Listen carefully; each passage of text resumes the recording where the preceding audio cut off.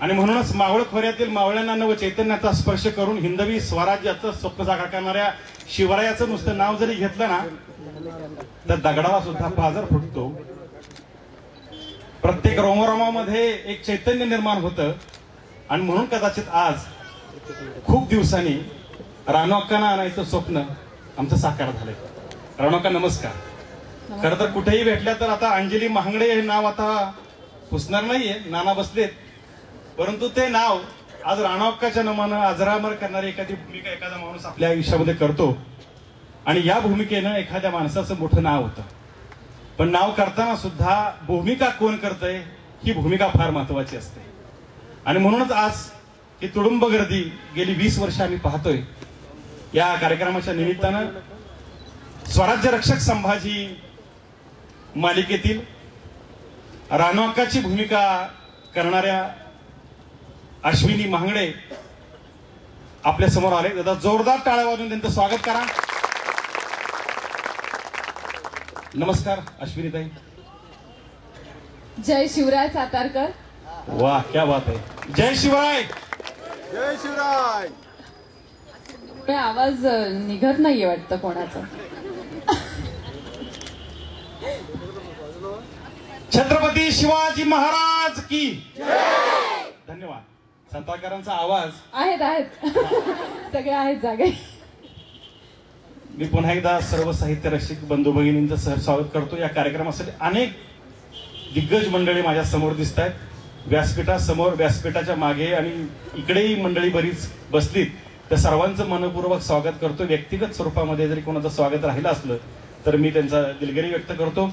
आणि या छोट्याशा मुलाखतीला म्हणण्यापेक्षा कुटुंबातल्या एका संवादाला मी सुरुवात करतो. अश्विनीताई, पसरणी हे आपलं गाव. मी मुद्दाम नानांना मागे ठेवलंय कारण पडद्यामागचा हिरो नाना नावाची ही जी व्यक्तिरेखा आहे ती पु ल देशपांडेंच्या आत्ताच पुलंची गाणं आपण ऐकलीत.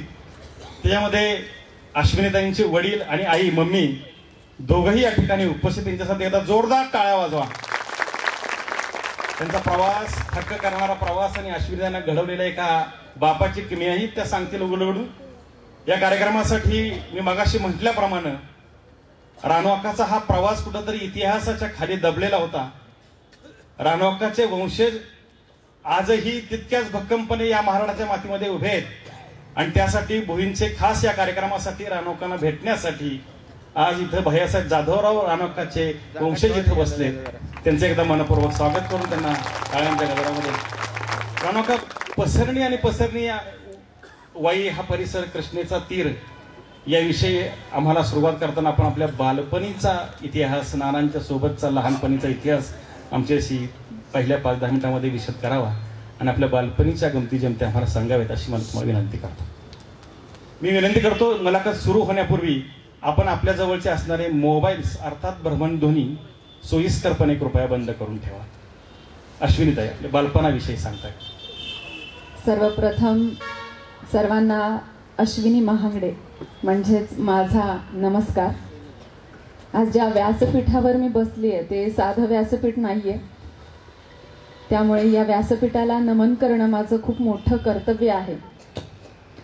आज या ग्रंथ महोत्सवामध्ये मला बोलावलं. मुलाखत सुरू करण्याआधी त्यांचे आभार मानणं माझं मोठं कर्तव्य मानते मी. त्यामुळे सबंध टीम जी दिवस रात्र मेहनत करते ग्रंथ महोत्सवासाठी, किंबहुना आपल्या सर्वांसाठी, कारण वाचाल तर वाचाल, त्या सर्वांना आज इथे मला बोलावलं त्याबद्दल तुम्हा सर्वांचे आभार. आणि मी माझ्या पसरणी या गावाकडे वळते. पसरणी, पसरलेलं गाव म्हणून नाव पडलं पसरणी. अर्थात हे आम्ही आमच्या आईवडिलांकडून ऐकत होतो की पसरणी नाव का बरं पडलं असावं. तर हा एक साधारणपणे आपल्याकडे कोणी एका खेडेगावातले व्यक्ती असेल तर असं म्हटलं जातं की एखाद्या छोट्याशा खेडेगावातून आलेली ही मुलगी आहे. पण मला सांगायला फार आनंद होतोय की एक पसरलेलं गाव म्हणून पसरणी अशा मोठ्या गावातून आलेली मी मुलगी आहे. बालपणाच्या सगळ्या आठवणी ह्या निश्चितपणे आईवडिलांशी रिलेटेड असतात. कारण त्यांच्या बरोबर आपण वाढत असतो. कुठेतरी माझा जन्म झाला तेव्हा त्यांच्या सुद्धा आई आणि वडील म्हणून त्यांचाही जन्म झाला होता. त्यामुळे कदाचित हा सगळा प्रसंग त्यांच्या बरोबरीचा होता. तो असा होता, खूप हालाकीची परिस्थिती, कष्ट करणारे वडील पाहत होते मी, कष्ट करणारी आई पाहत होते मी. दिवस रात्र मेहनत करून ती मेहनत फक्त ह्या 2 मुलींसाठी करावी. तेव्हा माझ्या भावाचा जन्म झाला नव्हता.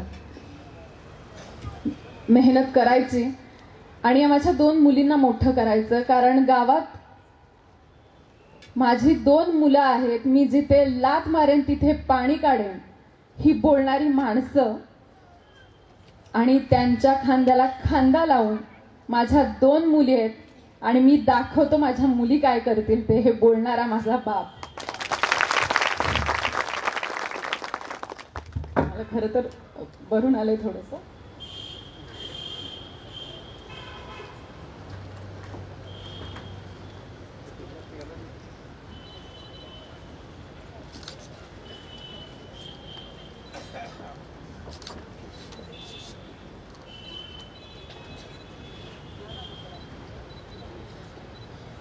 सुरुवातीलाच हे व्हायला नको होतं.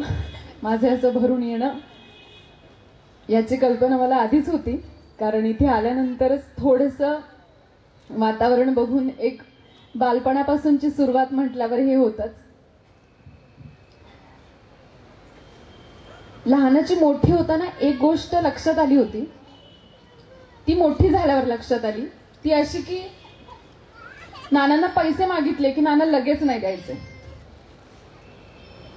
लगेच यासाठी नाही द्यायचे कारण त्यांना असं वाटत होतं की माझ्या मुलांना त्या पैशांची किंमत कळायला हवी. आज मी जर माझ्या मुलांना लगेच पैसे दिले तर त्यांना त्याची जाण राहणार नाही. आणि त्यामुळे त्यांनी हे निष्कर्षाने केलं की पैसे कुठल्याही गोष्टीला मागितले तरी व्यवस्थित उशिरा द्यायचे. त्यामुळे झालंय की मला त्या पैशांची किंमत कळली. बालपण हे असं गेलं की मी माझ्या वडिलांना कष्ट करताना बघत होते, पण त्याचबरोबर कष्ट करताना हे रोज रात्री नाटकाच्या रिहर्सलला जायचे. बरं, त्यावेळी त्यांची परिस्थिती इतकी हलाखीची होती की स्वतःची सायकलही नव्हती.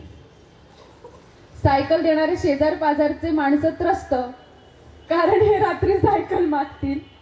त्यामुळे बऱ्याचदा शेजार पाजारच्या माणसांच्या सायकलच्या चाव्या हरवलेल्या असायच्या, यांना कारण सांगण्यासाठी. आणि त्यातूनही सायकल बऱ्याचदा चालत वाईला रिहर्सलला यायचे. हा प्रवास बघताना कुठेतरी मी घडत होते असं मला वाटतं. काय एवढं प्रेम करावं नाटकावर. रात्री साधारण 9 ते पहाटे 3 वाजेपर्यंत ते रिहर्सल करायचे. त्यानंतर ते घरी यायचे. घरी आल्यानंतर जो वेळ मिळेल तो झोपायचे आणि मी माझे डोळे उघडण्याआधी ते कामावर हजर असायचे. म्हणजे खरंच ही माझ्या दमलेल्या बाबाची कहाणी आहे की आम्हाला 2 घास सुखाचे मिळावे म्हणून ते लढत होते, पण त्यातही त्यांच्या अंगात जी कला होती ती त्यांना शांतपणे झोपू देत नव्हती. साधारण 7 राज्यनाट्य त्यांनी वाईमध्ये युवक कला केंद्रामध्ये केले. ह्या 7 नाटकाची प्रोसेस त्यांनी केली, पण त्या प्रोसेस मधून कुठेतरी मी जात होते. म्हणजे नकळत हा 7 नाटकाचा प्रवास माझा सुद्धा होता त्यांच्या बरोबरचा. झुलवा नाटक त्यांनी केलं होतं तेव्हा बऱ्यापैकी मला समजत होतं नाटक काय असतं. आणि झुलवा नाटकामध्ये त्यांनी निगेटिव्ह कॅरेक्टर केलं, विलन पाटलाचं कॅरेक्टर होतं. नाटकातलं फारसं कळलं नव्हतं त्यावेळी, पण ते नाटक पाहिल्यानंतर मी तब्बल 2 दिवस त्यांच्याशी बोललेच नव्हते. कारण त्यांनी विलन केलं होतं ना, तर साधारणपणे माझे वडील माझा हिरो असायला हवेत आणि मग विलन पाहून मला त्यांच्याशी बोलावंच नाही वाटलं. तर त्यानंतर ते रुळले, मी नॉर्मल झाले असे नाही. तर हा प्रवास कुठेतरी माझ्यात घडण्यासाठी काम करत होता असं मला म्हणायला आवडेल. पहिली ते चौथी हा जिल्हा परिषदेची शाळा आणि त्यानंतर भैरवनाथ विद्यालय पसरणी मध्ये 5वी ते 10वीचं शिक्षण. 5वी ते 10वीत गेल्यानंतर त्यांना कळायला लागलं होतं की ही डान्स चांगला करते. कोरिओग्राफर नाही, क्लासिकल डान्स शिकायला मुलींना पाठवावं तर वाईमध्ये तशी सोय नाही. त्यावेळी मुलीला वाईत पाठवण्यासाठी तेवढे पैसे येण्या जाण्यासाठी एवढं सगळं नाहीये. शिवाय त्यांच्या कामांचा लोड वाढला होता. मग माझे डान्स तेच कोरिओग्राफ करायला लागले. त्यावेळी गावामध्ये छोटे छोटे डान्स स्पर्धा व्हायच्या. तर ज्यात मम्मीचा प्रवास फार वेगळा होता की तेव्हा लावणी बसवली तर नऊवारी साड्या काही घरात नसायच्या. त्यामुळे कोणाच्या तरी आजींच्या घरी जायचं, त्यांना रिक्वेस्ट करायची आणि ती साडी या शब्दावर आणायची की मी न फाडता ती साडी देईन. तिला हे टेन्शन असायचं की साडी नऊवारी नेसताना खूप पिन्स लावावे लागतात. त्या पिन मध्ये साडी फाटली तर मला त्या आजींना नवी साडी द्यावी लागेल. त्यामुळे तिच्या ते की साडीला कुठे काय होता कामा नये, त्यामुळे ती साडी व्यवस्थित आणून नेसवल्यावर तिची घडी घालणं ही प्रोसेस तिच्याकडे असायची. पण तिची हौस एवढी होती की त्यावेळी पसरणीमध्ये जीन्स घालणं फार लांबची गोष्ट होती, कारण नावंही ठेवलीच जायची. तो काळ साधारण म्हणजे एक 25 वर्षांपूर्वीचा. त्यामुळे पण तशा अवस्थेत सुद्धा त्यांनी कधी जाणवू दिलं नाही की तुम्ही मुली आहात म्हणजे तुम्ही कमी आहात. योग्य वेळी स्वयंपाक हा आलाच पाहिजे. त्यामुळे तिने थोडंसं एक रागवून का होईना पण भाकरी करायला शिकवल्या, स्वयंपाक करायला शिकवला 10वी पर्यंतच्या प्रवासात. आणि मी तो नाक मुरडत होईना का पण तो केला की हे मला शिकायचंय, ठीक आहे शिकायचंय, ओके. मी रडत खडत का होईना शिकले. तिचं काम एवढंच होतं की माझ्या मुलीला सगळे यायला पाहिजेत, उद्या कोणी नावं नाही ठेवली पाहिजेत.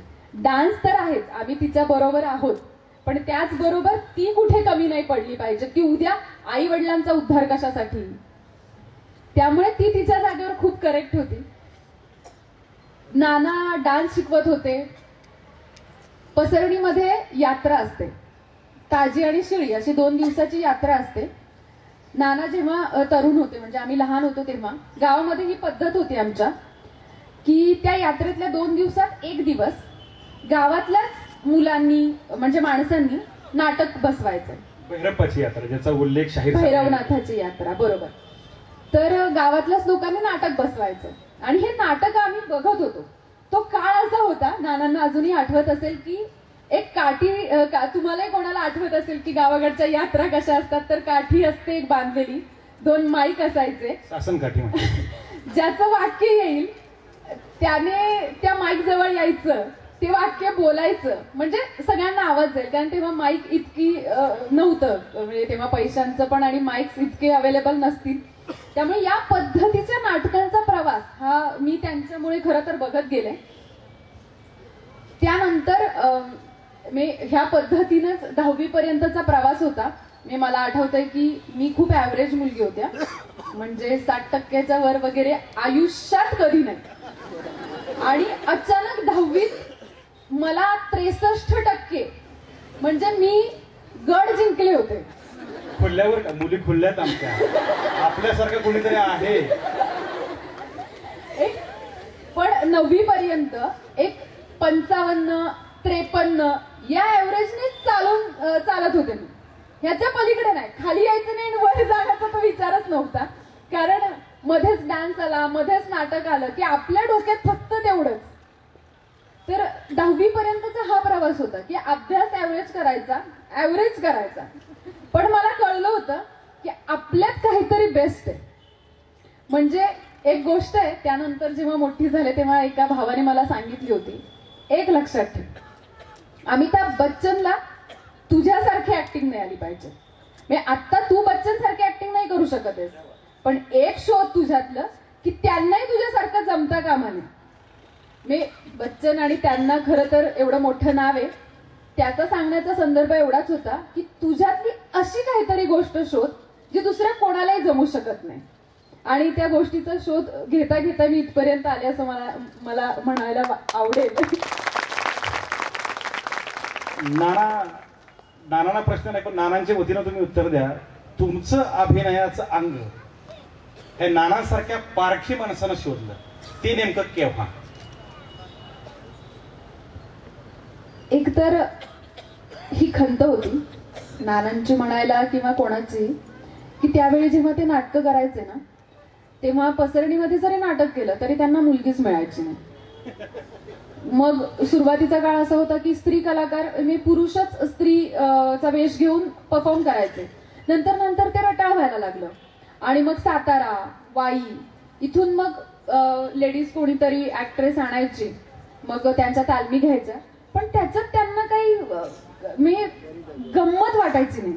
2 दिवस रिहर्सलला कोणाला तरी आणायचं बाहेरून आणि तोपर्यंत महिनाभर जीवाचं रान करून नाटकासाठी ही लोक गावातली तालीम करायचे आणि त्या 2 दिवसात मग काहीतरी चुकायचं. 2 दिवसात कोण तयार होणार आहे असा तो काळ होता.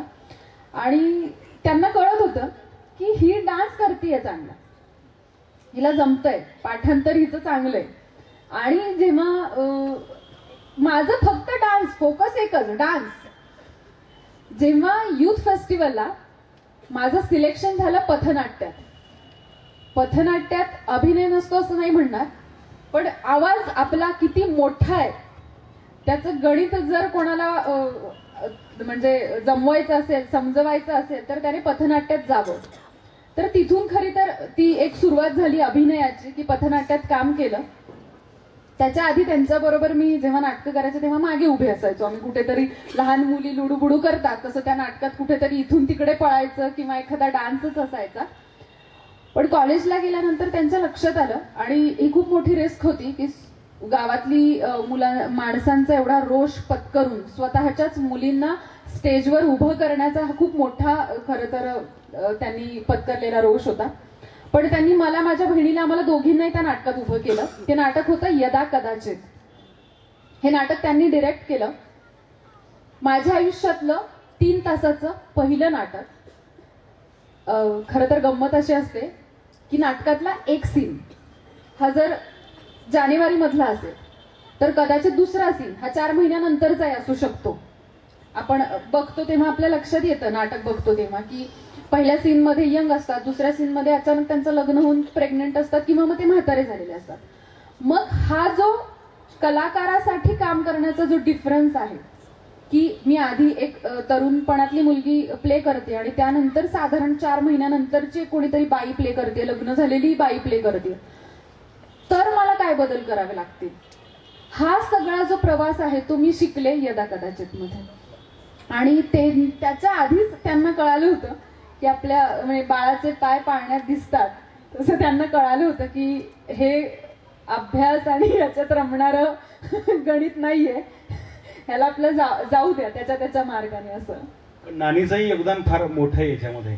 नानांचं करताना सुद्धा आपण एक मुलाखत दिली होती, त्या मुलाखतीमध्ये सुद्धा नानी नावाची मम्मी तुम्हाला मिळाली आणि ती सांगितलंय. पण नानी अशी कधी म्हटली का हो नानांना की या सगळ्यांचा त्रास त्यांना होत होता आणि मी म्हणून टिकले, असं कधी ते म्हटलंय का?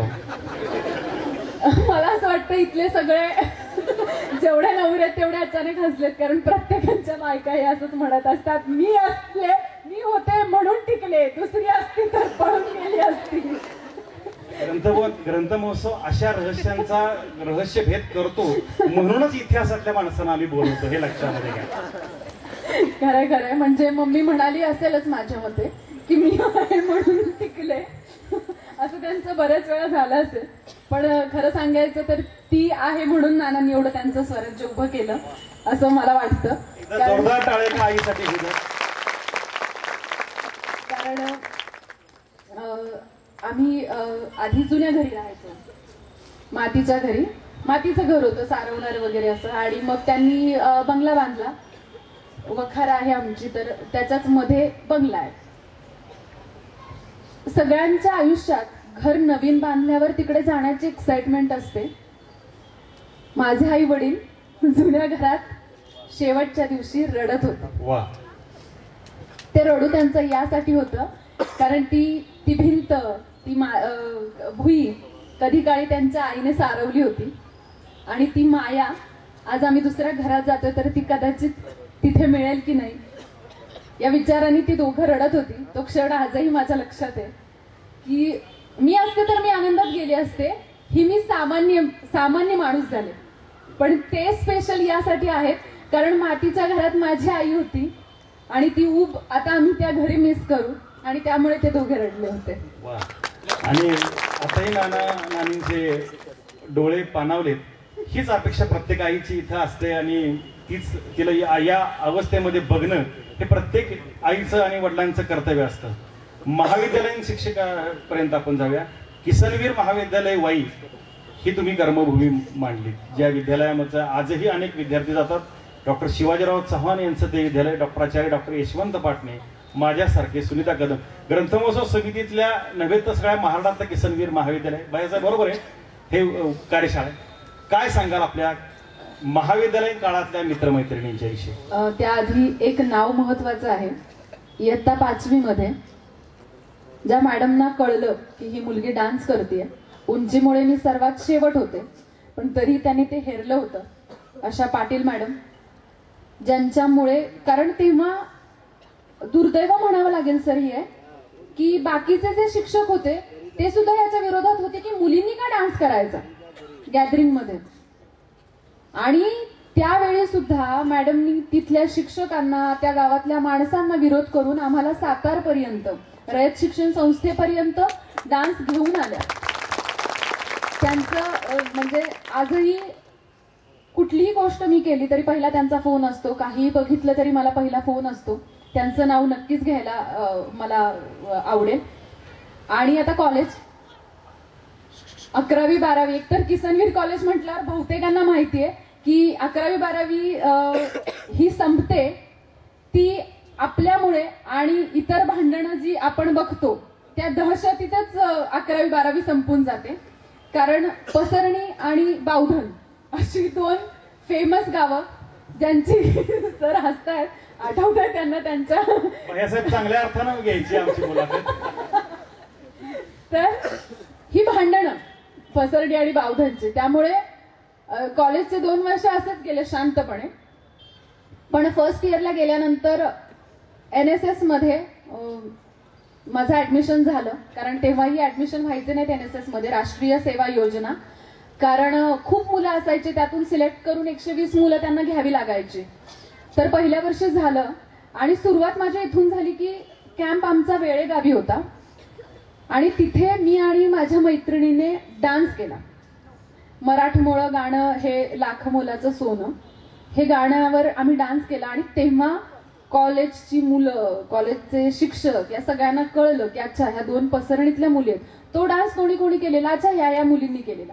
त्यामुळे कॉलेजला खऱ्या अर्थाने जाणीव झाली की कोणीतरी 2 मुली आहेत ज्या चांगल्या पद्धतीने डान्स करतायत. तर ती सुरुवात होती.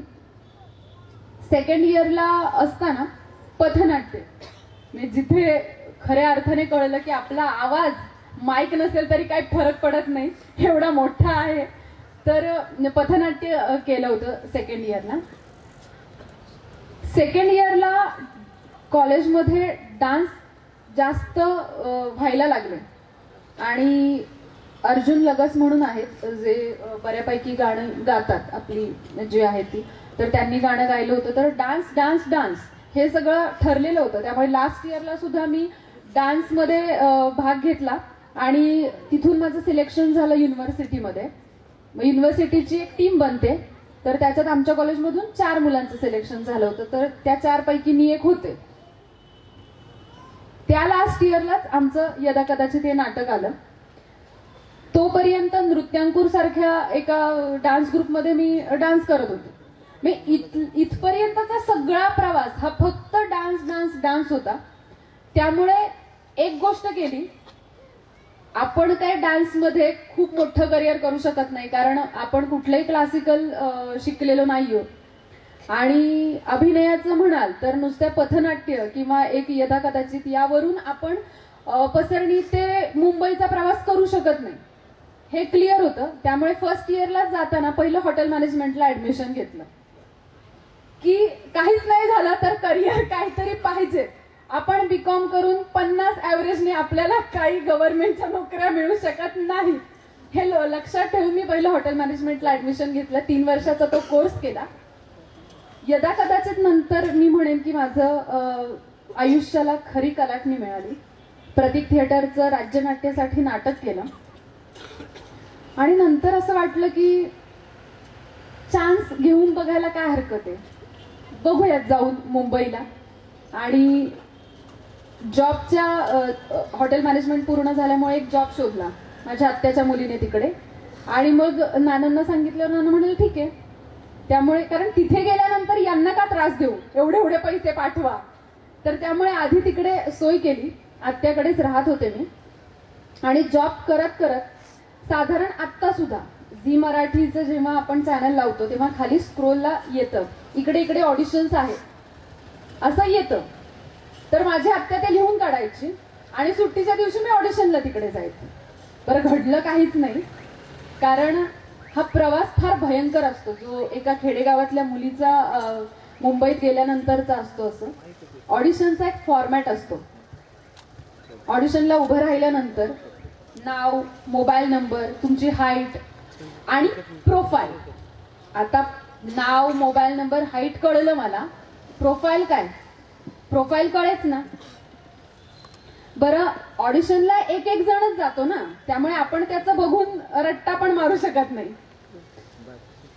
जिथे ऑडिशनचे घेत होते त्यांनी सांगितलं प्रोफाईल म्हणजे सुरुवातीला पुढे बघायचं, स्माइल द्यायची, मग राईटला बघायचं, मग पुढे बघून स्माइल द्यायची, मग लेफ्टला फिरायचं, मग पुढे बघून स्माइल द्यायची. प्रोफाईल आपलं प्रोफाईल आपण कसं दिसतो, जसं की आपण तुरुंगात गेल्यानंतरचे जे फोटोज आपण पाहिले जातात राईट लेफ्ट वाले, तसं प्रोफाईल.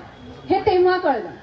ही खंत आहे की मी पसरणीचे असल्यामुळे ह्या गोष्टींचा डिफरन्स, ह्या गोष्टी इथे कळल्या नाहीत.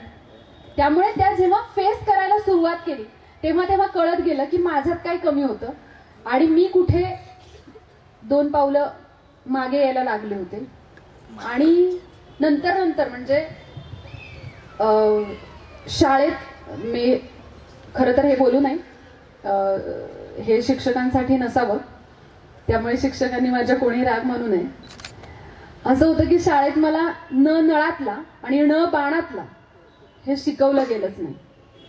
त्यामुळे जेव्हा मुंबईला गेले तेव्हा माझी प्रमाण भाषाच नव्हती.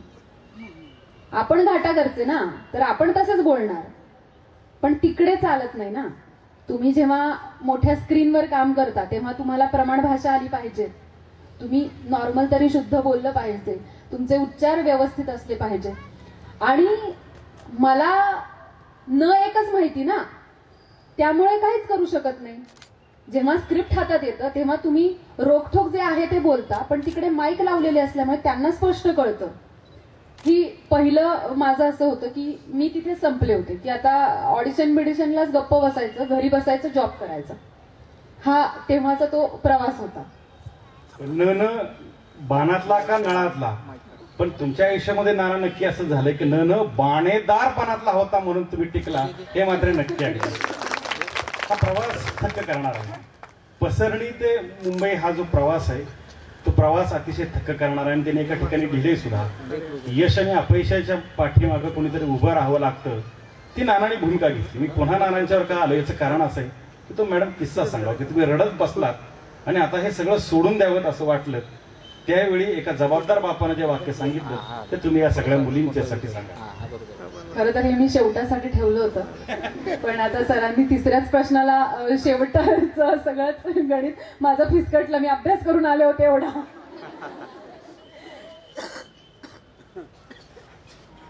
एक यशाच्या शिखरावर गेल्यानंतर जेव्हा तिथून उतार मिळायला लागतो, उतार गाठीशी येतो, कारण प्रत्येकाचं आयुष्य हे या लेवलने पळत नाही. त्याला हा रेशो असतोच.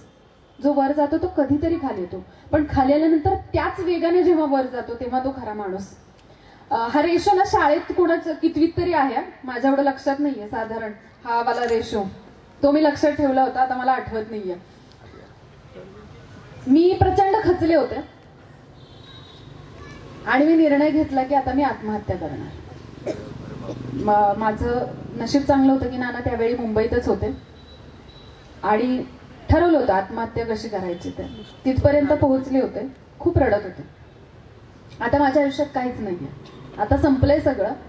खूप रडून झालं होतं, खूप झोपूनही झालं होतं, कारण रडल्यानंतर खूप झोप येते. प्रचंड विचार करून झाले होते आणि मला मार्गच दिसेना. माझ्या आयुष्यातली 2 माणसं अशी होती, त्या 2 माणसांना माहिती होतं की मी कोणाशी बोलल्यानंतर माझा हा विचार बदलू शकतो. आणि त्यांचा शेवटचा प्रयत्न होता आणि त्यांनी मला कन्व्हिन्स केलं की एकदा फक्त नानांना फोन कर, बाकी काही करू नकोस, एकदा फक्त त्यांना फोन कर. आणि म्हटलं 5 मिनिटांनी पण मरायचंच आहे, तर ते थोडंसं एक्सटेंड करू, बघूयात नानांना फोन करून.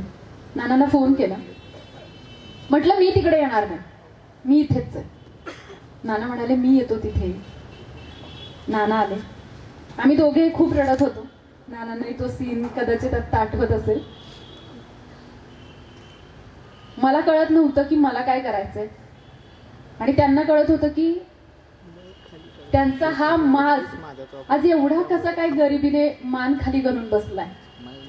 कारण ते कायम आम्हाला त्यांचा अभिमान समजायचे आणि ते सुद्धा तेवढेच रडत होते.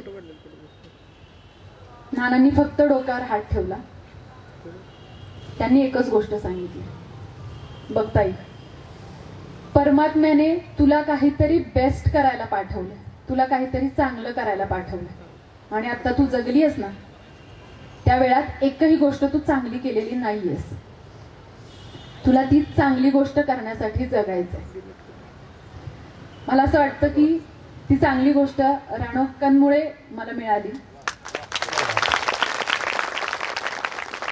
मी आत्महत्येचा निर्णय थांबवला, शांत झाले, त्यांच्यासोबतच घरी गेले, घरी शांत झाले आणि मग कामाला सुरुवात केली. त्यामुळे मला असं वाटतं की आयुष्यात चढ उतार हे प्रत्येकाच्या आयुष्यात असतात. आज ज्या पद्धतीने मार्क्स कमी पडले म्हणून आत्महत्या, एखादी गोष्ट मनासारखी झाली नाही म्हणून आत्महत्या, एखादी मुलगी हो म्हणाली नाही म्हणून आत्महत्या, त्या प्रत्येकाला मला एवढंच सांगायचंय, वय वर्ष कितीही असू द्या, आज वय वर्ष 50 असू द्या नाही तर 60 असू द्या, तुम्ही तुमच्या आयुष्यातली जर चांगली गोष्ट अजूनपर्यंत केली नसेल तर उद्यापासून त्या गोष्टीच्या शोधात बाहेर पड. कारण दिवस जेव्हा मावळतो त्यानंतर पुढचा दिवस सूर्य आपल्याला दिसतोच ना. तर ती एक गोष्ट मी त्यांच्याकडून घेतली की कधी हारायचं नाही. आणि मी खरं सांगते, मी आत्ताही मी त्यांच्याकडे बघितल्यावर मला रडूच येईल, त्यामुळे मी शक्यतो तो अँगल टाळतेय बघायचा. पण आत्महत्यापर्यंत माणूस कसा जातो तर सगळं संपलेलं आहे. आता माझ्या आयुष्यात इथून पुढे करण्यासारखं काही नाही, माझ्या आयुष्यात काही होऊच शकत नाही, आता संपलं सगळं.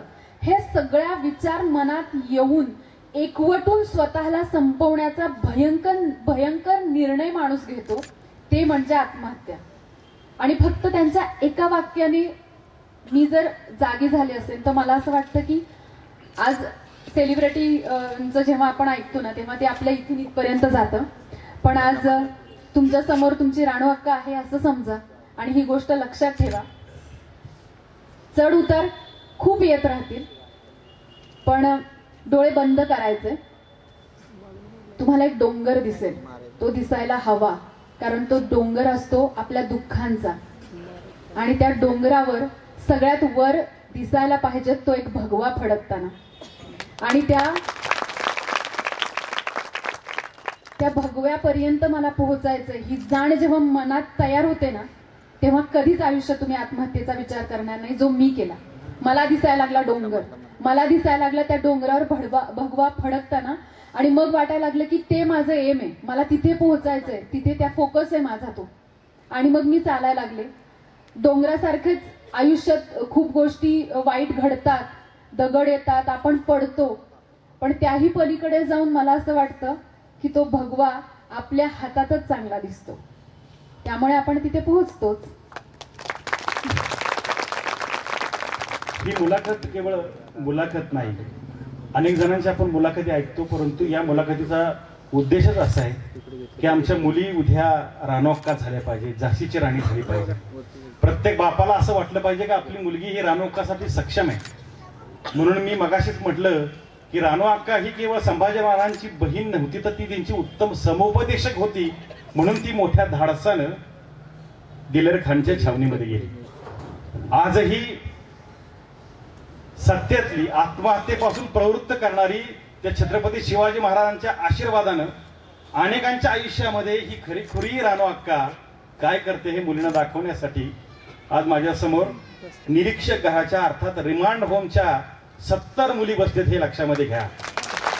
डॉक्टर बाबासाहेब आंबेडकर वसतिगृहातल्या मुली इथं समोर माझ्या समोर बसलेत आणि त्यांचा आग्रह होता की मला मुलींना काय ते सांगते, उत्तरार्धात सांगतीलच, पण आजच्या या मुलाखतीचा वैशिष्ट्यपूर्ण कोणता असेल तर ते म्हणजे प्रत्येक आईला, बापाला आणि मुलीला होणारं समुपदेशन. ते रानू अक्काच्या रूपानं भैयासाहेब आम्हाला इथं मिळतंय. मी पुढचा प्रश्न त्यांना विचारतोय की अनेक टीव्ही सिरियल, ते पहिल्यांदा मालिका आपण घेऊया आणि मग चित्रपटांच्याकडे वळूया. मालिकांच्या मध्ये अस्मितामध्ये आपण भाव मारून गेला. सारखं सारखं मला बघतायत, सारखे असं म्हणतात तेवढं स्वराज्य रक्षकचं विचार ताबडतोब 10 वाजतील, तर ते सारख्या नजरेमध्ये मी बघतोय. कारण मला आधी बऱ्याच सूचना आहेत काय काय करायचं काय काय नाही. त्यामुळं आम्ही कुठलाही प्रश्न गेल्या 15 दिवसामध्ये आम्ही कुठल्याही प्रश्नाची तयारी केलेली नाही. पण जितकं बोललो, जितकं काही संवाद साधला, त्या संवाद साधण्यावरून आम्ही एकमेकांशी संवाद साधतो. हा मनमोकळा संवाद आहे. साधारण तुम्ही प्रश्न आम्हाला विचारू शकता, त्यांना विचारू शकता, ह्या मुली विचारू शकतात. टीव्ही सिरियल करताना आमच्या प्रत्येक मुलीला वाटतं कधीतरी टीव्ही सिरियल मध्ये दिसावं, प्रत्येक आईला वाटतं. कारण ती ग्रंथ महोत्सवात जरी असली ना तर ग्रंथ महोत्सवात 20 वर्ष डान्स, 19 वर्षापूर्वी डान्स करणारी आई सुद्धा किचन मध्ये ताल धरताना आम्ही बघितली बरं का, लक्षात घ्या. आणि म्हणून कदाचित त्या जोरदार टाळ्या आया त्यासाठी एकदा वाजवा. आणि टीव्ही सिरियलचा आपला अनुभव, अस्मिताचे अनुभव प्रथमतः आम्हाला सांगा. मुळात मनालीची स्क्रिप्ट लिहिताना ती मुलगी कुठलीही सातारच्या भागातली आहे किंवा असं काहीच नव्हतं, एक खेडेगावातली मुलगी असं होतं. ऑडिशनला गेले, मला आजही तो दिवस आठवतो. ठरवलंच होतं घरातून निघताना की आता काही झालं ना तरी आता हे काम मलाच मिळालं पाहिजेत. आणि त्याच जोशात ऑडिशनला गेले. स्क्रिप्ट हातात आला. स्क्रिप्ट काही फार मोठं नव्हतं, 2 पॅरेग्राफ होते. चोख पाठांतर केलं, कारण तेव्हा साधारण हैवदन केल्यानंतर माझा नणचं सगळं मिटलं होतं. आणि आधी बसू मग बोलू सारखं नाटक केल्यानंतर, चंद्रकांत कुलकर्णींसोबत काम केल्यानंतर तर मग कॉन्फिडन्स लेवल जास्त वाढली होती. कारण ते खूप लहान मुलांसारखं तुम्हाला ट्रीट करून तुम्हाला समजवतात. त्यामुळे ते सगळं होऊन एक सिरियल वर फोकस्ड होता आता पुढचा. तर गेल्यानंतर स्क्रिप्ट वाचली आणि मला कुठेतरी मीच दिसले. कारण मनाली तशीच होती, थोडीशी चंचल होती, लगेच रिॲक्ट होणारी होती, रागवणारी होती, चिडणारी होती. आणि मग तिला मनालीला कुठेतरी मी अश्विनीचा शेड द्यायला सुरुवात केली ऑडिशनच्या दिवशी. ऑडिशन झालं आणि संगीतदादाने फक्त एक गोष्ट सांगितली की तुला बारीक व्हावं लागेल. संगीतदादा म्हणजे आमचे निर्माते. खरं तर तेव्हा मी खूप जाड होते आणि म्हटलं हो मी लगेच कामाला लागते. बेसिकली मी काही कामाला वगैरे नाही लागले.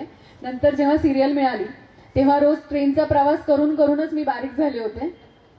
पण अस्मितामध्ये संशयी स्वभाव जरा माझा वाढला होता हे माझ्या लक्षात आलं.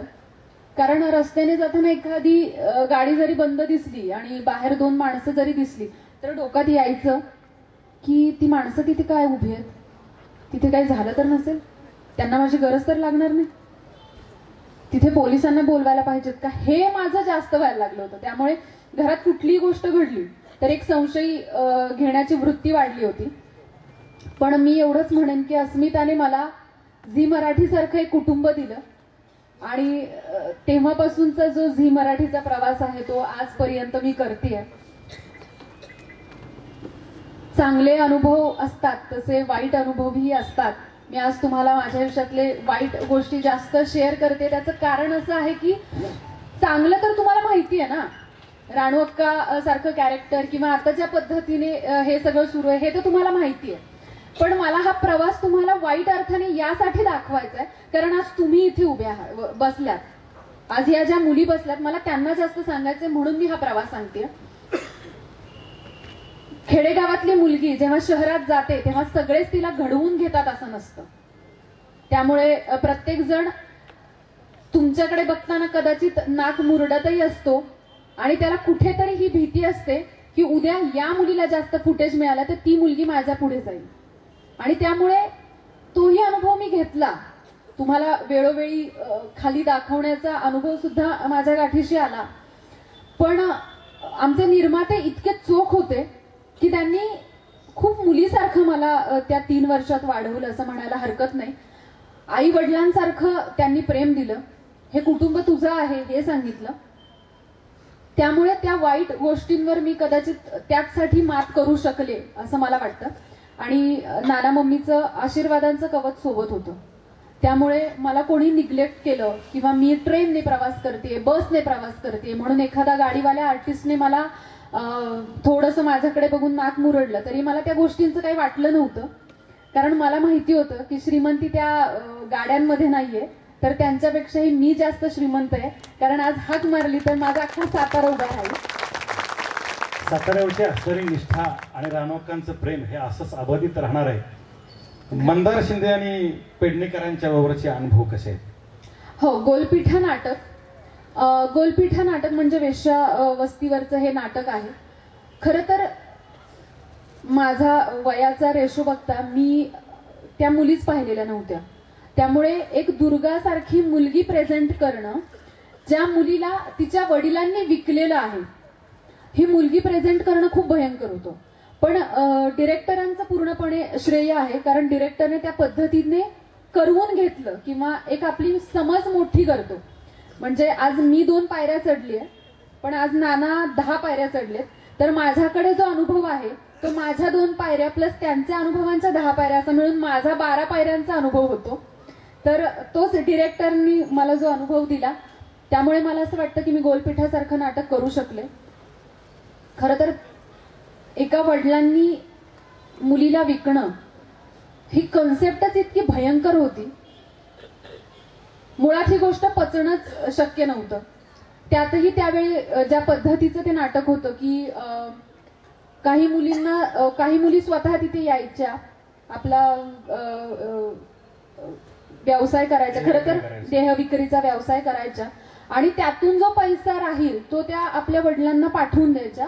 त्यांनी संसार म्हणजे त्यांचं जे सगळं आहे, संसार, मुलं बाळ, ती व्यवस्थित राहावीत म्हणून. तर तो प्रवास हा मी आजही मला आठवतोय. जेव्हा नाटक संपायचं तेव्हा दुर्गा मरायची. दुर्गाचं कॅरेक्टर मी करत होते. दुर्गा मरायची, पण दुर्गाचा जो शेवटचा सीन मी संपवायचे, प्रचंड रडणं आणि तो आक्रोश की नाटक संपल्यानंतर 15 मिनिट माझी अवस्थाच नसायची की कोणाशी तरी मी बोलावं, इतकं प्रचंड डोकं दुखायचं. आणि ते रडणं स्वाभाविक असायचं. खरं. आज त्या नाटकामुळे एक गोष्ट झाली की एखादी गोष्ट फील करून रडणं काय असतं ते त्या नाटकामुळे मला समजलं. आणि म्हणून टचवूड मला खूप आनंद होतो की स्वराज्य रक्षक संभाजीमध्ये माझे जेवढे रडण्याचे सीन आहेत मी एकदाही ग्लीस नाही वापरला. आणि हे मी माझ्यावर खुश व्हायचे की कितीही कट्स मध्ये तो सीन जरी डिवाइड केलेला असला तरीही माझं रडू हे त्या कट्सनुसार तेवढंच असायचं. त्यामुळे हे मी त्या नाटकाचं श्रेय मानते की माझ्या ती समज कुठून आली तर त्या नाटकामुळे आली. छान. आता स्वराज्य रक्षक संभाजी हा विषय जरी उत्तरार्धात घेतला असला तरी रानो अक्का, मी मगाशी म्हटल्या पद्धतीने की ती रानो अक्का खरं तर इतिहासाच्या कुठंतरी खाली गडली गेली आणि काढल्यानंतर तिला पुन्हा काढण्याचं काम प्रताप गंगावणे सरांनी केलं. आणि म्हणून प्रताप गंगावणेंसाठी आता जोरदार टाळ्या वाजवत आजच्या कार्यक्रमाला इथे उपस्थित राहणार होते. आणि अश्विनी यांना सहजगत्या आम्हाला मिळवून दिलं. आणि त्यांनी हे कलावंताचे पाय हे जमिनीवर असावे लागतात हे प्रतापजी पासून अमोल कोल्हेंच्यापर्यंत आपण गतवर्षी अनुभवलंय. आणि म्हणून कदाचित एक वाक्य त्यावेळी ते म्हटले होते की स्वप्नांचा पाठलाग करा, अमोल कोल्हे साहेब म्हणाले होते. तुम्ही काय संदेश द्याला हे आम्हाला शेवटी सांगाल. परंतु एक गोष्ट सगळ्यात महत्वाची होती की आकासाहेब, 7 जन्माची पुण्य म्हणून आम्हाला तुमच्यासारखी बहीण मिळाली. वाक्य लक्षात घ्या. 7 जन्माची पुण्य म्हणून आम्हाला तशी बहीण मिळाली. कारण ती बहीण जेव्हा आता आमचा महेश अभिनय करून दाखवत होता की ती आडवत होती, अशीच बहीण साताऱ्याला मिळाली. आणि ती रानो अक्काच्या रूपानं, रानो अक्काचा जेव्हा तुम्हाला ऑडिशनसाठी बोलवलं त्या दिवशी आपल्या मनामध्ये कोणत्या भावना होत्या? खूप महत्वाचा प्रश्न आहे हा. सुरुवातीपासून सुरुवात करते, कारण संभाजी सिरियलचा पहिला प्रोमो मी टीव्हीवर पाहिला आणि माझ्या लक्षात आलं की मी का नाहीये या सिरियलमध्ये. आणि प्रोमो आला याचा अर्थ कास्टिंग फायनल झालेलं असतं, तेव्हाच एखाद्या सिरियलचा प्रोमो येतो. सिरियल सुरू झाली तेव्हाही माझे काहीच कॉन्टॅक्ट नाहीयेत की पोहोचू कशी तिथपर्यंत. माझी बहीण जिजा, ताई तू त्या सिरियलचं बघ ना, ते सिरियल खूप भारी आहे ग. त्यामुळे मला त्रास व्हायचा की ह्या सिरियलमध्ये मी का नाहीये. आणि काहीतरी कॉन्टॅक्ट मिळवून मी तिथपर्यंत पोहोचले. आणि अस्मिताचं हे सगळं देणं होतं की मला कॅरेक्टर ऑडिशनसाठी बोलावलं, ते म्हणजे लाडी या कॅरेक्टरसाठी, जी संभाजी महाराजांची गुप्तहेर आहे. तर तो गुप्तहेर अस्मिता आणि हा गुप्तहेर असा रेफरन्स होता तो. ऑडिशन छान झालं आणि तिकडे सगळे हेच म्हणायला लागले की कास्टिंग तुझंच आहे फायनल, मस्त गेलं. त्यामुळे मला एकदम भारीच वाटलेलं. 2 दिवसानंतर मी खरं तर जमिनीवर आले, कारण माझं कास्टिंग झालं नव्हतं. त्यामुळे ती चीड होती की माझं का नाही झालं, मी बेस्ट केलं होतं. पण माझं यासाठी नव्हतं झालं हे मला नंतर कळलं की त्यांनी माझं ऑडिशन बघितलं आणि त्यांना माहिती होतं की पुढे हे कॅरेक्टर येणार आहे राणू अक्का साहेबांचं, आणि तेव्हा आपण ह्या मुलीला ट्राय करू शकतो, की तेव्हा तिच्यात आहे तो रुबाबदारपणा कुठेतरी त्यांना दिसलं असावं. मला फोन आला की लुक टेस्ट आहे.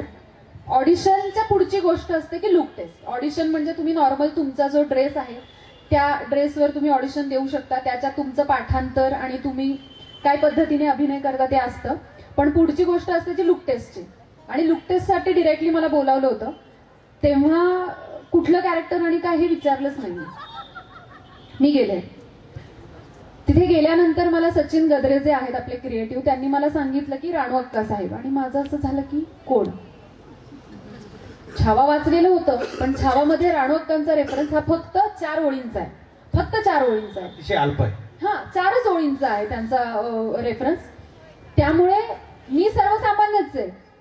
त्यामुळे राणू अक्का कोण हे लक्षातच नाही आलं. आणि मग त्यांनी मला सांगितलं राणू अक्का साहेब म्हणजे संभाजी महाराजांची मोठी बहीण. सुरुवात इथून होती की आज अमोल सर संभाजी महाराज प्ले करतायत आणि माझं वय वर्ष 28, मोठी बहीण मी दिसेन का, कारण दिसायला पण पाहिजेत ना मोठी. ते आमच्यावर सोड, आम्ही बघतो. म्हटलं बरं. लुक टेस्ट झाली माझी फायनल. 1.5 पानाचं स्क्रिप्ट माझ्या हातात होतं. प्रताप सरांनीच तो सीन लिहिलेला होता.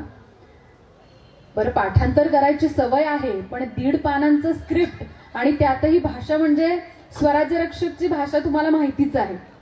शब्द जड, लक्षात राहणं म्हणजे टेन्शन. म्हटलं मला थोडा वेळ हवाय. हो तुला हवा तेवढा वेळ घे. वेळ घेतला. ऑडिशन झालं. तोपर्यंत ऑडिशन होईपर्यंत एक साधारण नॉर्मल जी माहिती असते ती होती. कास्टिंग फायनल झाल्यानंतर प्रताप सर सेटवर आले होते. प्रताप सरांनी राणू अक्का साहेबांचा जो उल्लेख केला तोपर्यंत माझे साधारण 4 सीन होऊन गेले होते. आणि मला त्या दिवशी राणू अक्का साहेब एका वेगळ्याच पद्धतीने माझ्या समोर आल्या. म्हटलं नाही, मी खूप नॉर्मल करते, मी खूप हलकं करते हे कॅरेक्टर, हे तेवढं नाहीये. हे त्यांनी जेव्हा सांगितलं, म्हणजे मी असं म्हणेन की राणू अक्का साहेब मी 4 लोकांमुळे नीट प्रेझेंट करू शकले. त्यातला महत्वाची व्यक्ती म्हणजे प्रताप गंगावणे सर. दुसरी व्यक्ती म्हणजे कार्तिक केंडे जे डिरेक्टर आहेत. तिसरी व्यक्ती विवेक देशपांडे दादू सर, तेही डिरेक्टर आहेत. आणि चौथी व्यक्ती जी फार महत्वाची आहे आमच्या सेटवरची असिस्टंट डिरेक्टर प्रज्ञा राज.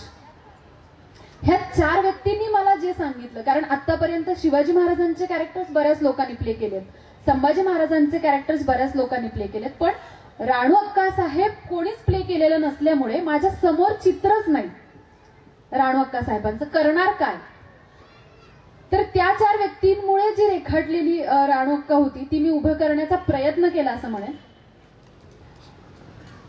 एक आज मी आणि माझा भाऊ आमचं जे नातं आहे, मला असं वाटतं की 6 महिन्यानंतर आणि 6 महिन्यापूर्वीचं नातं ह्यात फार फरक आहे. माझ्यातली ही समज वाढली की एका बहिणीनं काय पद्धतीने भावाच्या मागे उभं राहायला पाहिजे. कुठेतरी राणू अक्कांकडून मी सुद्धा ते शिकले. ज्याच प्रत्येक महाराष्ट्रातला प्रत्येक माणूस मला येऊन सांगतो तीच गोष्ट मी सुद्धा शिकले.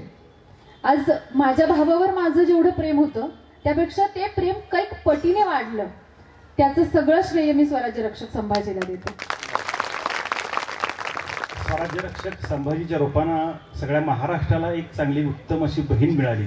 मागच्या वर्षी हा प्रश्न विचारताना मी तरुणांचा विषय घेऊन डॉक्टर अमोल कोल्हेंना असा प्रश्न विचारला होता की तोंडामध्ये गुटखा, पोटामध्ये दारू, गाडीमध्ये पेट्रोल आणि मोबाईलमध्ये जर कार्ड नसेल आणि कासावीस झालेलं पोर जर छत्रपती शिवाजी महाराज की जय असं म्हणत असेल तर मला थांबवून डॉक्टर अमोल कोल्हे म्हणे, माफ करा, ज्याला आया बहिणींची आणि स्वतःची काळजी करता येत नाही त्याला मराठी पोर म्हणता येत नाही.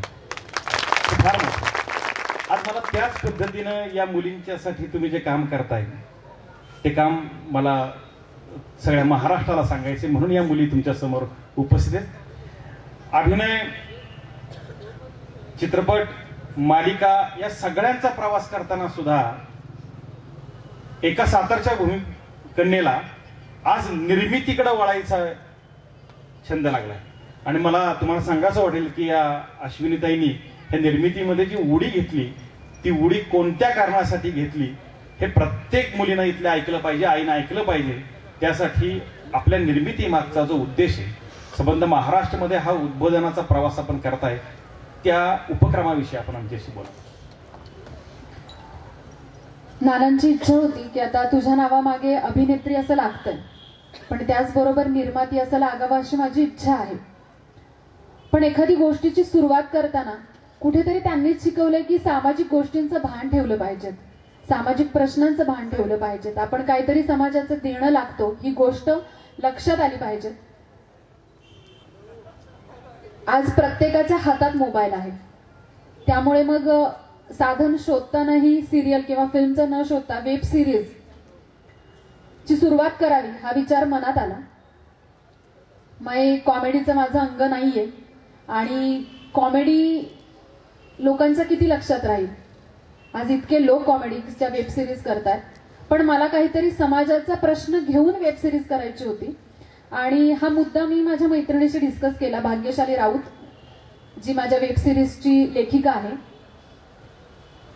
तिचं म्हणणं होतं की आपण तुला सामाजिक विषयावर जर भाष्य करणारं काहीतरी करायचं तर तसाच विषय घेऊयात. आणि मग विषय निवडला माहवारी. माहवारी म्हणजे मासिक पाळी. आज या विषयावर तितकंसं उघडपणे अजून सुद्धा बोललं जात नाही, हे दुःख आहे. आणि जेही बोललं जातं ते इतक्या अंधश्रद्धेला धरून बोललं जातं, त्यामुळे कुठेतरी यावर भाष्य करायला पाहिजेत. आणि मी मगाशी बोलले त्याप्रमाणेच सर्वसामान्य माणूस जेव्हा इथे उभा राहतो आणि काहीतरी बोलतो तेव्हा लोकांना ते बोरिंग वाटतं. मग आज तुम्ही मला हे स्थान दिलंय, आज मी सेलिब्रिटी झाले पण तुमच्यामुळे मी सेलिब्रिटी झाली आहे. मग माझं बोलणं तुमच्या कानातून तुमच्या मनापर्यंत जर पोहोचत असेल तर ते बोलणं सुद्धा त्याच ताकदीचं त्याच लेवलचं असायला हवं. आणि म्हणून वापरलं ते महावारीसारखं एक महत्वाचा प्रश्न उभा केला. या महावारी वेब सिरीज मध्ये सातारच्या मातीतलेच कलाकार घ्यायचे हा हट्ट होता माझा. सुरुवातीचे जे 2 भाग केले त्या 2 भागामध्ये ज्या मुली काम करत होत्या त्यांनी अभिनयाचा कुठेही क्लास घेतलेला नव्हता. मला असं वाटतं की अभिनय हा प्रत्येकाकडे असतो. साधारण बाई माझ्या पोटात दुखतंय मी घरी जाऊ का असं प्रत्येक जण म्हटला असेलच. आणि जो प्रत्येक जण हे बोललाय तो अभिनेता आहे.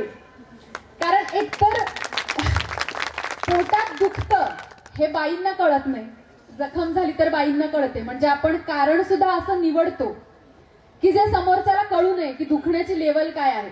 म्हणजे आपण प्रत्येक जण अभिनेता आहे. आणि या एका रेषेला धरून मी सातारच्या अशा मुलांना अशा कलाकारांना ते व्यासपीठ निर्माण करून देण्याचं काम केलं.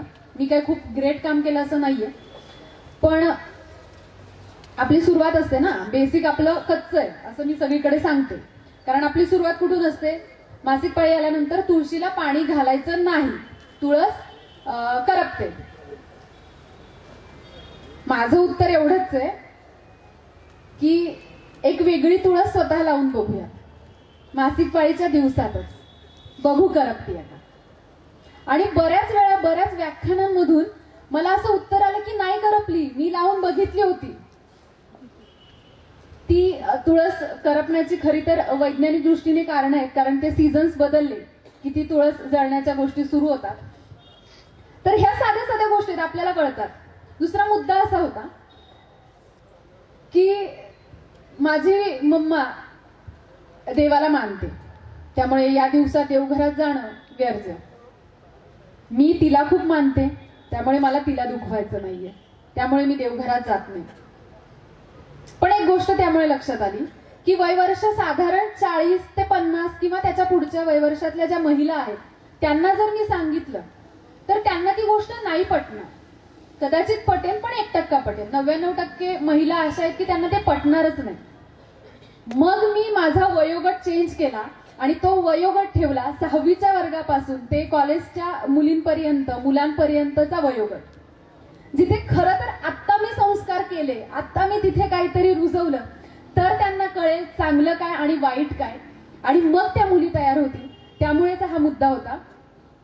मी कुठल्याही व्याख्यानाला जाते, जेव्हा महावारीचं मी स्कूल आणि कॉलेजेसमध्ये व्याख्यानं घेते, मी जेव्हा तिथे जाते तेव्हा माझा पहिला मुद्दा असतो, सर फक्त मुलींना व्याख्यानासाठी किंवा ते लेक्चर जे काय आहे त्या ऐकण्यासाठी बसवायचं नाही, मुलांना सुद्धा बसवायचं. ते यासाठी कारण मुलगी जशी भविष्यात होणारी आई असते तसाच मुलगा सुद्धा भविष्यात होणारा बाप असतो, मुलगा सुद्धा भाऊ असतो, तो सुद्धा मुलगा असतो. घरात आईलाही तितकासा त्रास होत असतो. कधीतरी वाटतं ना आईला त्रास होतोय तर मी भांडी घासतो, मी काढेन कचरा. ह्या गोष्टी कुठेतरी त्या मुलांच्यात रुजाव्यात, ज्या नाही रुजत. शहरामध्ये खरं सांगायचं तर शहरामध्ये जेव्हा महिन्याचा बाजार भरला जातो तेव्हा सॅनिटरी नॅपकिनचं पॅकेट हे घरी आणलं जातं, पण ते माझ्या खेड्यात नाही होत, माझ्या गावात नाही होत, माझ्या शहरात नाही होत. पण मग मला जर इथून सुरुवात करायची तर मला कुठेतरी रुजवलं पाहिजे, ते माझ्या भावांमध्ये रुजवलं पाहिजे. सांगायला अत्यंत आनंद होतो, वेबसिरीजचा 3रा एपिसोड जो केलाय बहीण भावांवरचा, तो एपिसोड खरं तर मी आणि माझ्या भावाच्या एका किस्स्यावरूनच घडलेली, ती एका घटनेवरूनच तो घेतला होता की या दिवसामध्ये सॅनिटरी नॅपकिन्स खरेदी करण्यासाठी मी वाईमध्ये, त्या दिवशी माहित नाही मेडिकल्स बंद होते, तो मला सतत विचारत होता की तुझं काय दुखतंय, आणि मी सांगायला खूप ऑकवर्ड होते की मी याला कसं सांगू की मला काय होतं. तर पहिल्या दुकानात मेडिकलमध्ये गेले, दुसऱ्या मेडिकलमध्ये गेले, मग बऱ्याच ठिकाणाहून एका ठिकाणी आल्यावर तो म्हणाला ताई काय पाहिजे, काय दुखतंय. मला त्याला सांगावं लागलं की सॅनिटरी नॅपकिन्स घ्यायचे, आणि मी फार चिडचिड करून हे उत्तर त्याला दिल्यावर तो म्हणाला की ठीक आहे थांब मी घेऊन येतो. आणि माझा लहान भाऊ आज मला सांगतोय की तू थांब मी घेऊन येतो. हा मोठेपणा त्याच्यात कुठून आला? म्हणजे आम्ही लहानापासून एकत्र खेळलोय, आजपर्यंत आम्ही या विषयावर कधी डिस्कस नाही केलं. तो माझा भाऊ आज मला सांगतोय की तू थांब मी घेऊन येतो.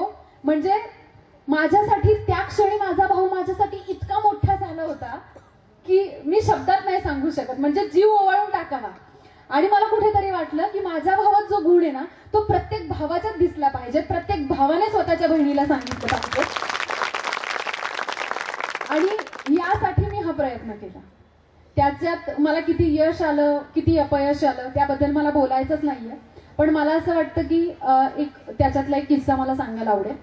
कुस्तीचा एक एपिसोड केला होता मेणवली या ठिकाणी.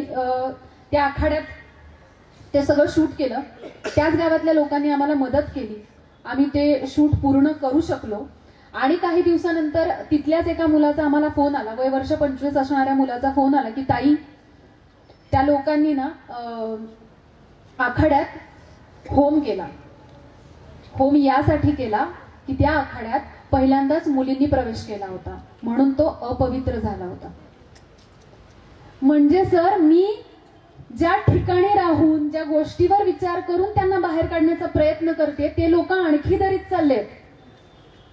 ही अपयशाची गोष्ट होती, पण त्याच्यात 1% यशाची गोष्ट ही होती की वय वर्ष 25 असणाऱ्या मुलाने ज्याने मला फोन केला होता तो म्हणाला ताई हे खूप चुकीचं वागलेत हे लोक, तुम्ही खूप बरोबर करताय. म्हणजे त्या 25 वर्षाच्या मुलाच्या कुठेतरी ती समज जागी झाली आणि मला त्याच्यात ती समज जागी करायची होती. बास. 3 तारखेला सावित्रीबाईंची जयंती झाली ना. आज आपल्याला एका नव्या प्रबोधनाची नवीन सावित्री आज यांच्या रूपाने आपल्याला मिळाली. त्यात जोरदार टाळ्या वाजून तुमचं स्वागत करूया. कारण हा विचारांचा वारसा घेत घेत समाजाचं प्रबोधन करणाऱ्या हजारो सावित्र्या होणं हा छत्रपती शिवरायांच्या स्वप्नाचा भाग होता. आणि म्हणून कदाचित आज हो सांगणारे त्यांना की तुमच्या आवडीचा संवाद म्हणायला मी लावणार आहे, त्याशिवाय त्यांना सुटका नाहीये. मला माहिती आहे प्रत्येकाच्या मनामध्ये काय चाललंय, आता किती झालं तर त्यांच्या गोड आवाजामध्ये, कराऱ्या आवाजामध्ये त्यांच्याकडनं ते संवाद ऐकून घेणं अत्यंत ते सगळे सातारकर त्यासाठी आतुर आहेत. मी त्यांना असं सांगेल की आपल्या पहाडी आवाजात नाना म्हणतात तसे बरोबर आहे की माईकची अजिबात गरज नसते, अशी माझी मुलगी आहे. त्याच पहाडी आवाजाला भेद कदाचित तुमचं कास्टिंग त्यांनी केलं असेल आणि अमोलजी म्हणले असतील पास. कारण सातारची माती, कृष्णेचं पाणी, बाळासाहेब अधिक काही सांगायला नको है ना. आणि म्हणून कदाचित आजही त्या आवाजामध्ये ते संवाद सातारकरांना ऐकायचे आणि ते संवाद आपल्या आवडीचे दिलखुलासपणे आमच्या समोर मांडावेत अशी त्यांना विनंती करतो. कंपल्सरी, त्याशिवाय घरी जाऊ देणार नाही. खबरदार, एक पाऊल जरी पुढे टाकाल तर याद राखा, हे छत्रपतींचं स्वराज्य आहे. इथे मोकाटपणास मज्जाव आहे. आमचे आबासाहेब अजून आले नाहीत, आमची घरची मंडळी आली नाहीत आणि हा दिलेर खान स्वतःच घोडं दामटतोय. पण जाऊन सांगा त्या खानाला, इथून पुढे एक कागदाचं चिटोरं जरी इथे आलं तरी या वाघिणीशी गाठ आहे.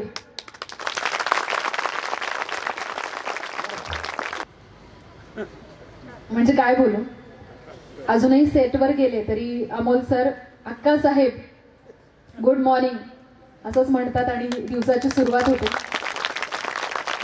मला असं वाटतं की हे त्यांचं प्रेम आहे. त्या सेटवरच्या ज्या गप्पा आहेत, कार्तिक सरांच्या बरोबर जो अनुभव आहे की तुम्ही रडत असताना त्या माणसानं कसं समजून घेतलं, तो किस्सा आमच्या सौ लोकांचा. साधारण एक पानाचा सीन त्यात फक्त मीच बोलते आणि दादू सर त्या दिवशी डिरेक्ट करत होते. दादू सरांनी सांगितलं की हा वन टेक करतोय आणि माझं असं झालं की सर माझं पाठ नाहीये, काही सांगू शकत नाही. म्हणजे वन टेकच करतोय असं म्हटल्यावर आपण कारण द्यायचं नसतं, तो डिरेक्टरचा कॉल असतो.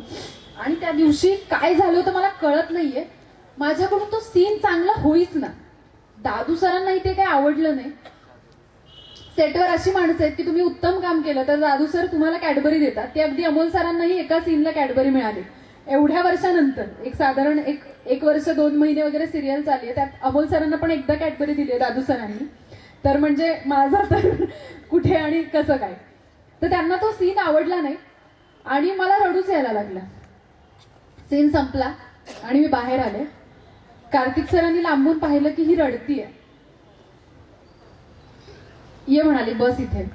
तर सेटवर ना मेकअप रूमच्या बाहेर कठडे केलेत की दुपारी जेवताना सगळे जर बसायला जागा नसेल, जे ज्युनियर आर्टिस्ट असतात त्यांना, तर ते छान आपले ग्रुप करून बसू शकतील असं त्यांनी तिथे बसवलं. बस म्हणाले.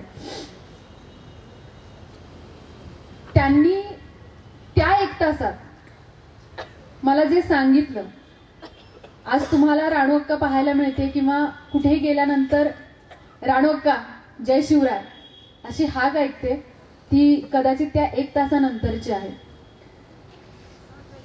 ते म्हणे वन टेक करणारा आर्टिस्ट नसतोच. काय ना, तुम्ही पटकन करता आणि निघून जाता.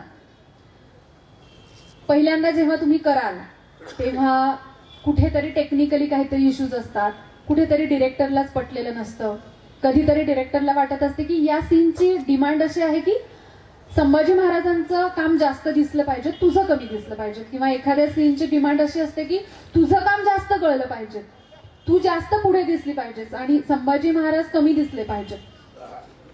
मग अशा वेळी हे गणित जुळवताना वन टेक करून तू निघून गेलेस तर तो बेस्ट सीन आपल्याला मिळणार नाही. आणि हे खरं आहे, पहिल्यांदा करतो तेव्हा एक थोडासा कॉन्फिडन्स येतो, दुसऱ्यांदा करतो तेव्हा आणखी जास्त येतो.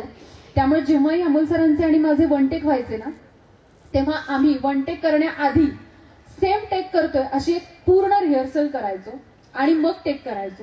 ती ज्या कॉन्फिडन्सने व्हायची. अमोल सरांबरोबरचे जास्तीत जास्त सीने माझे वन टेक झाले आणि अमोल सरांबरोबर म्हटल्यावर चोख पाठांतर आणि भीती प्रचंड. नंतर अर्थातच शब्द उच्चार स्पष्ट. शब्द अमोल सरांनी तर एकदा स्क्रिप्ट वाचल्यानंतर ती पुन्हा घेतच नाही. आपण ते अच्छा चौथं वाक्य हे ओके हे इतकं व्हायला लागलेलं. पण कार्तिक सरांनी ज्या पद्धतीने मला समजून सांगितलं, म्हणजे आजही तो दिवस आठवतोय सर. एक दिवस मेकअप रूम मध्ये कार्तिक सर आले होते आणि त्यांनी हातात तलवार दिली आणि मला म्हणाले की तुला जेवढाही वेळ मिळेल ही तलवार तुला हातात ठेवायची. बरं, तलवार त्यांनी आणलेली ही सगळ्यात वजनदार तलवार होती. ठेवून किती वेळ ठेवणार ना. तर मध्ये मध्ये जेवढाही वेळ मिळायचा कार्तिक सर माझ्या बरोबर मला काही तलवारबाजीचे काही रूल्स शिकवले. कारण तलवारीबद्दलची माहिती, आपल्या तलवारींना मूठ का असते, तलवारींची उंची जास्त का असते, ह्या सगळ्या बेसिक गोष्टी कार्तिक सरांनी शिकवल्या. त्यामुळे जेव्हा छावणीतून आम्ही निघतो तेव्हाचा सीन आम्ही शूट केला होता 5 तास. रात्री 12 ते पहाटे 5 पर्यंत आम्ही 5 जण, रायप्पा, ज्योत्याजी, अमोल सर, मी आणि आणखी एक सरदार, असे 5 जण आम्ही तो सीन शूट करत होतो. दुसऱ्या दिवशी आमच्या 5ही जणांचे उजवे हात सुजले होते आणि ते साधारण 8 दिवस तीच पद्धत होती. आमचे हात सुजलेत आणि आम्ही तरी तलवार उचलतोय, काम करतोय अशा पद्धतीने. पण मला असं वाटतं की त्या सेटवर गेल्यानंतर ना श्रीमंत रायगडावर गेल्याचा फील येतो. तिथे गेल्यानंतर कुठलाही पापी माणूस असला तरी तो पवित्र होऊन जातो. इतकं मी हे अनुभवलंय आणि मला असं वाटतं की हे प्रत्येकाने अनुभवावं की सेटवर गेल्यानंतर सर प्रचंड स्वच्छता. गेल्यानंतर तुम्हाला सुरुवातीलाच भवानी मातेचं मंदिर दिसतं. त्या मंदिराची सकाळ संध्याकाळ रोज पूजा होते. देवीला रोज साडी बदलली जाते. म्हणजे तिथे गेल्यानंतर मराठी माणसं तर पाया पडतातच कारण आपलं देवस्थान असतं. पण तिथे येणारे जे कामाला आहेत ते वेगवेगळ्या भाषेतले लोक, वेगवेगळ्या ठिकाणचे, म्हणजे युपी बिहारकडचे जे लोक आहेत कामाला आलेले, ते लोक सुद्धा तिथे पाया पडून कामाला लागतात. ही गोष्ट मला इतकी पॉझिटिव्ह वाटली की आयुष्यात माझ्या, जेव्हा मी प्रोड्युसर होईन ना सर, तेव्हा माझ्या आयुष्यात माझा सेट हा असा असेल. त्यामुळे माझ्यासाठी आज स्वराज्य रक्षकचा सेट हा एक आयडॉल आहे की काय असलं पाहिजे प्रोड्युसरने आणि काय पद्धतीची ती पॉझिटिव्हिटी असली पाहिजे. एक उत्तम प्रोड्युसर आपण व्हावं, सातारकरांच्या शुभेच्छा आहेत. पण इतिहासातली एखादी भूमिका पुन्हा करायला तुम्हाला मिळाली तर तुम्ही कोणती भूमिका कराल? मला इतिहासातली भूमिका करायला मिळाली तर मला तारा राणींची भूमिका करायला जास्त. सर्वांनी टाळ्या वाजवून 37 वर्ष तुरुंगामध्ये राहून ताराबाईनं स्वराज्य औरंगजेबाच्या विरुद्ध लढलं. त्या ताराबाईची भूमिका करणं हे फार मोठं शिवधनुष्य त्या पेलणार आहेत. हो, सांगणार आहे मी, अजून एखादा म्हणायला सांगणार आहे. तरी जाता जाता का होईना पण ही मंडळी हलायलाच तयार नाही अजिबात. बरं, इतकी एकाग्र झाली की संभाजी महाराजांचे डोळेच माझ्याकडे बघतायत असं मला वाटतंय. आणि खरं आहे अगदी, मी मागच्या वेळी सांगितलं होतं नाही, भैयासाहेबांचा सगळा मगापासून आग्रह होता. औरंगजेबाचा 55वा वाढदिवस आहे आणि त्याच्या वाढदिवसाला सगळ्यांच्या नजराखाली आहे. फक्त एकटे संभाजी महाराज डोळे फार फाडून त्याच्याकडे बघताय. आणि औरंगजेबाला हे महाराष्ट्रातले डोळे जेव्हा दिसले ना, जसे आता तुमचे दिसत आहेत तसे, तेव्हा त्या डोळ्याकडे बिहून औरंगजेब असं म्हणतो की या अल्लाह कैसी कमीनी आंखें इसकी, ऐसी आंखें मेरी एक भी औलाद की होती तो शहनशाह होता मैं दुनिया का. आणि जवळ बोलवून म्हणतो की देख संभा, मैं तेरा सब तुझे दूंगा लेकिन तू मेरा वतन फरोश हो जा. तेव्हा संभाजी महाराज असं म्हणतात की सई सारखी माझी आई, छत्रपती शिवाजी महाराजांसारखा पिता, महाराष्ट्राची माती आणि सह्याद्री सारखा बाप असताना तुझ्यासारख्या कुत्र्यासमोर मी कसा रे शरण जाऊ. आता डोळ्यांचं मला आज सगळे डोळे हे शिवमय झाल्यासारखे दिसत आहेत ते एका रानवाक्कामुळे. आणि म्हणून आज खूप बोलता येतं इतिहासाविषयी, सगळं काही करता येतं, परंतु आजही थंडी झाली कमी झाली. तो अजिंक्य तारा सह्याद्री पायथा आणि रायगडानं सांगितलं अजिंक्य ताऱ्याला, तू आज ढाल म्हणून उभा राहा, थंडी वाजणार नाही, मराठमोळं रक्त तापल्याशिवाय राहणार नाही. मला असं वाटतं की या सगळ्या मुलींच्यासाठी, ह्या निरीक्षक ग्रहातल्या मुली आहेत, त्यांना आग्रहानं, बरोबर ना मॅडम, शिंदे मॅडम, आणि त्या आल्यात, त्यांच्यासाठी एखादा संवाद आपण, आणखी एखादा संवाद म्हणावा आणि आपण मग समारोपाकडे वळू.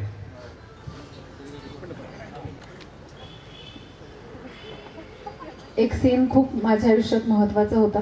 खरं तर आता तितकासा मला आठवत नाहीये अगदीच तंतोतंत डायलॉग्स, पण तो यासाठी महत्वाचा होता कारण तो शंतनू सर, आपले शिवाजी महाराजांचं कॅरेक्टर करणारे, त्यांच्याबरोबरचा तो शेवटचा सीन होता माझा. त्यानंतर मी निघणार होतो. तो मेजर सीन होता आणि मला त्यांना एकतर राणू अक्का ही एकमेव त्यांची अशी मुलगी होती जी त्यांना जाब विचारू शकत होती. बाकी वेळी त्यांच्या म्हणजे सोयरा मातोश्री, पुतळा मातोश्री किंवा बाकीच्याही कोणी त्यांच्या नजरेला नजर देऊन बोलायचं नाही किंवा त्यांची कुठलीही मुलगी नजरेला नजर देऊन बोलायची नाही. राणू अक्का फक्त की आम्हाला जाब विचारायचा. आणि काय असतील महाराज की तेव्हा ते छत्रपती नव्हते, तेव्हा ते महाराज नव्हते. राणू अक्कांसमोर उभे राहताना ते फक्त आबासाहेब होते. आणि तेव्हा राणू अक्का त्यांना सांगतात, तुम्ही का नाही आलात आम्हाला भेटायला, तुम्ही का नाही आलात आम्हाला घ्यायला. तेव्हा महाराज सांगतात की आम्ही आलो होतो तुम्हाला घ्यायला. आणि तेव्हा राणू अक्कांचा प्रवास त्या सांगतात, आबासाहेब आम्ही खूप धावलो, आम्ही दऱ्या खोऱ्यातून धावलो, कुठल्याही कोल्ह्याच्या हाताला लागू नये म्हणून धावलो. रायगड डोळ्यासमोर दिसला आणि आम्ही भानच हरपलो आणि रायगडाला बघून धावू लागलो. आबासाहेब तुमची राणू घाबरली नाही, तुमची राणू वाघिणी सारखी रडली. आणि त्यावेळी छत्रपती शिवाजी महाराजांनी माझ्या डोक्यावर जो हात ठेवला, मला खरंच सांगायला आनंद वाटेल की मला खरंच असं वाटलं की छत्रपतींनी माझ्या डोक्यावर हात ठेवला. आणि माझं भाग्य बदललं सर की आज लाखो लोकांमध्ये मला नशीबवान समजते की आज मी सांगते लोकांना की मी खरी शिवकन्या आहे. आज खरी शिवकन्या इतिहासातल्या इतक्या वर्षानंतर सुद्धा आम्हाला मिळाली. आणि खरंच आहे की रडताना सुद्धा, म्हणजे मगाशी तुम्ही म्हणालात की खरंच मुलगी एखादं नाटक करते आणि सांगते माझ्या पोटात दुखतंय, पण खरंच सुद्धा वैरेला सुद्धा त्यांच्या पोटात नक्की दुखेल तुमचा हा सगळा ऐश्वर्य बघून. या कार्यक्रमाच्यासाठी अनेक मंडळी आली. खरं तर 20व्या ग्रंथ महोत्सवामध्ये आजचा हा कार्यक्रम, आजची ही संध्याकाळ ही आयुष्यभर इतिहासाच्या पानापानावर कुठंतरी लक्षात राहील. या कार्यक्रमासाठी भैयासाहेब त्यांचे सुपुत्र इथं आलेत, पण 80 वर्षाचं एक दाम्पत्य रत्नागिरीवरून राणू अक्काला बघण्यासाठी आले. आणि ते म्हणले आमचा उल्लेख करू नका, पण त्या शिवकन्येला मला पाहायचंय साताऱ्यातली ही पत्रिका बघून. आज या निरीक्षक ग्रहातल्या निरीक्षकांचे मी एकदा जोरदार टाळ्या वाजून त्यांच्यासाठी स्वागत करा. निरीक्षक ग्रहाच्या शिंदे मॅडम आणि डॉक्टर बाबासाहेब आंबेडकर वसतिगृहातल्या मुलींचे रेक्टर आलेत. या कार्यक्रमासाठी ज्यांनी आपल्याला अत्यंत मोलाचं सहकार्य केलं ते म्हणजे गोडसे दाम्पत्यानं, अंजली गोडसे यांचं माहेर पसरणी. त्यांनी मोराळकी म्हणून, मोराळकी हा शब्द त्यांनी मोराळकी म्हणून एकदा जोरदार टाळ्या वाजून त्यांचं स्वागत करा. आणि आदरणीय कैलासजी शिंदे साहेब यांच्या आदरणीय पत्नी रेवतीताई आणि डॉक्टर नीता यादव या ठिकाणी, त्यांच्यासाठी एकदा जोरदार टाळ्या वाजून त्यांचं स्वागत करा. या कार्यक्रमाच्या निमित्तानं का होईना पण आपण इथं उपस्थित झाला. मी शेवटच्या प्रश्नाकडे वळलोय की इथल्या प्रत्येक आईला, प्रत्येक बापाला, इथल्या प्रत्येक मुलीला तुम्ही संदेश काय द्या? खरं सांगू का, मी इतकी मोठी नाहीये की तुम्हाला संदेश द्यावा. आता जे पण काय बोलले ते माझे अनुभवाचे बोल होते. आयुष्यात खूप पुस्तकं नाही वाचली मी, काही महत्वाची पुस्तकं वाचली ज्यांनी घडवलं. त्यातलं महत्वाचं पुस्तक म्हणजे नाना आणि एक महत्वाचं पुस्तक म्हणजे मम्मी. मला असं वाटतं की ही दोन महत्वाची पुस्तकं वाचल्यानंतरच मी माझ्या आयुष्याचं माझं पुस्तक लिहिण्यासाठी काबिल झाले, हातात नीट पेन धरू शकले. तुम्हालाही तेवढंच सांगेन, आई वडील ही आपली खरी संपत्ती आहे. त्या दिवशी जर मी आत्महत्या केली असते ना, तर आज माझ्या बापाला एवढ्या माझा इथे उभं राहिलेलं बघितलं नसतं. कायम त्यांची मान खाली गेली असती. ही मुलगी आत्महत्या करून गेली, पण आज त्यांना अभिमान वाटतोय, कारण त्यांनी मला थांबवलं आणि ती गोष्ट मी माझ्या आयुष्यातली काहीतरी चांगली शोधण्यासाठी सुरुवात केली. मला तुम्हा सगळ्यांना एवढंच सांगायचंय, असं म्हणतो की गरीब जन्माला येणं वाईट नाहीये, पण गरीब मेलात तर सगळ्यात दुर्दैव असतं. पण मला असं वाटतं की जेव्हा आपल्या आजूबाजूच्या माणसांनी आपल्याला श्रीमंत केलेलं असतं, तेव्हा कसलं गरीब आणि कसलं श्रीमंत. त्यामुळे खरी संपत्ती ही माणुसकीची आहे. ही वाट फक्त सत्याने चाला. आई वडिलांना कधीही विसरू नका. ही खूप मोठी संपत्ती आपल्याला आयुष्यात लढायला शिकवते, आपल्याला आयुष्य दाखवते, बोट दाखवते, आणि तिकडे फक्त चाला, बास. बाकी काही सांगू शकत